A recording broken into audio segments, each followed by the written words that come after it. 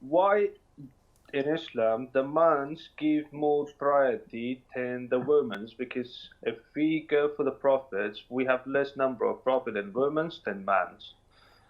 And a Muslim like him, a woman Give me an man. example. And all the Ya Sabr, give me an like example. we have 124. Well, we have 124,000 prophet, which mainly they are they're men's. Why we don't have a woman? So that is the only thing that is really, bothering you. Sabr? Sabr? طيب. When one dares to say, why in Islam is this and this and that, I just like to remind you, you could have said the same thing.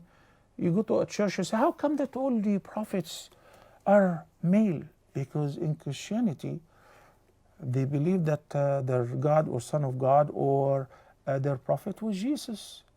And John and Zachary and all the prophets, according to the people of the book, were all males. Even in Judaism, even in Christianity. So if you're really angry and say, how come in Islam all prophets are men? You could have asked the same in a synagogue. But in Islam will answer you. Allah the Almighty confirmed, وَمَا أَرْسَلْنَا مِن قَبْلِكَ إِلَّا رِجَالًا نُوحِي إِلَيْهِمْ. Yes, indeed, all the prophets, all the messengers were men. History does not record any single woman as a prophet because of the nature of the woman, akhi. Your wife, sometimes you call her to bed and she said, oops, it's just started. What do you mean? I mean, you gotta wait. For how long? For 7 days. So imagine if your woman was the imam of the masjid and she doesn't have to go to the masjid. She cannot lead the prayer. She cannot give khutbatul Jum'ah. She cannot give the dars. She cannot give the ta'aleem. She cannot even pray at home because of the menses. Would the whole ummah have to wait until the woman who's a prophet clears off from her menses? This is just one thing at a time. And wallahi, we're open to refute any misconception if we know how to. Not necessarily that I have to. I don't give educational guesses, or obviously not wild guesses, but I want you to calm down. I want you to present an academic question, a logical question, and take it easy. It's not a war. وَجَادِلْهُمْ بِالَّتِي هِيَ أَحْسَنُ.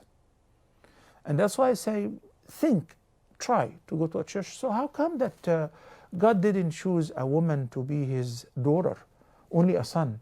Your religion is very prejudiced. Try to say that. Now I confirm to you that the Quran confirmed that all the prophets, no exception, were men. But did you ever think about it?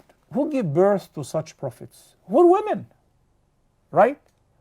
But there are certain tasks men can do and women cannot do.